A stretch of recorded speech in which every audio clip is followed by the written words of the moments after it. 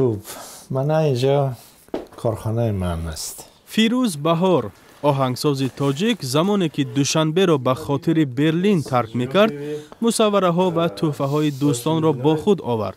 حالا دیوارهای خانه کاری او با آنها آراسته شدند.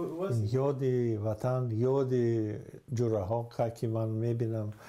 من در تاجیکستان یا تکوب یا نام دود عبدالسمانوف به یاد میآید یا مروت بک نظرов یا لولا پولاتова کمپوزیتوری که کنسرواتوریوم مسکو اتمام کرد. ای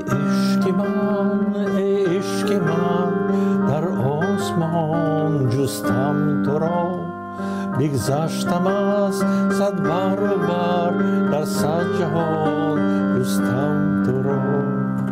پیدات کردم بر زمین در چشم یاری مرجوین، پیدات کردم در زمین در چشم یاری مرجوین. سالهای اول زندگی فیروز بهار در مسکو گذشته است. پدر و مادرش بعد از ختم تحصیل به تاجیکستان آمده آنجا چون سراینده اپرا نام برآوردند. مادرش ملوک بهار از نسل اولی زنهای هنرمند تاجیکستان شوروی بود و پدر او گیمن تاجیکستان را بار اول سراییده است.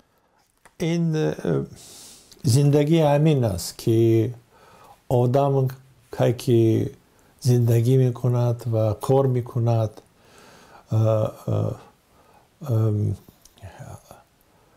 بعد که در میگذرد، بعد فقط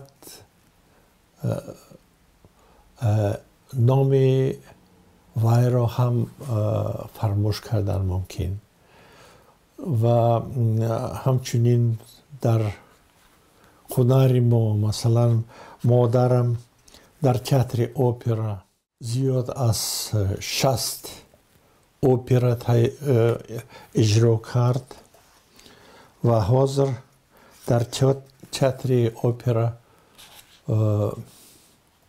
نه هر کس میدوند نام این کس را. البته این ما همه درک گذاریم و خدا میداند چی میماند در این دنیا چی نمیماند و البته ایجادکار میخواد که اثر او را میماند.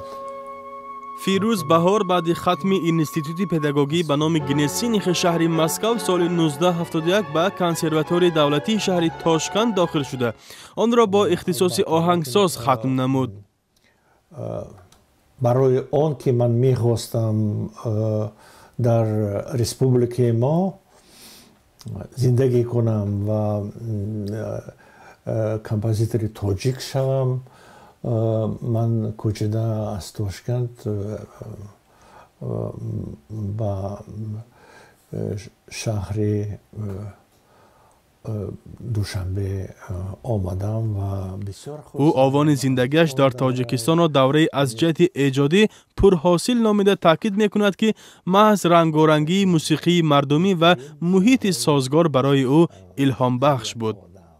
من که البته من یاد میکنم و اینجا مثلا من یک چیز آوردم که هم اینجا مشهور شد، والس نوستالژیا، که این والس همین یاد وطنم، یاد دوشنبه، یاد علی دوشنبه.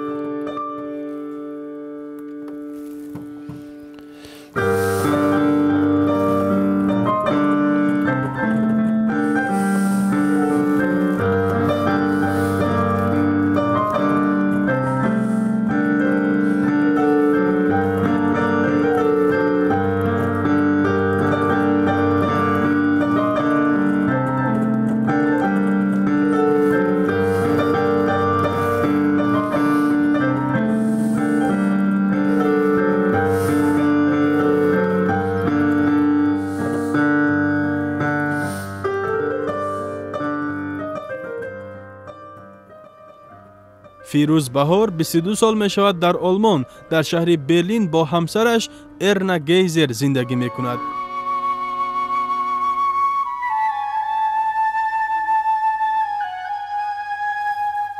بعد فارغ از کارهای ایجادی که نمونه از آن را بهترین هنرمندان آلمان می نوازند، از طریق رادیو پخش می شوند.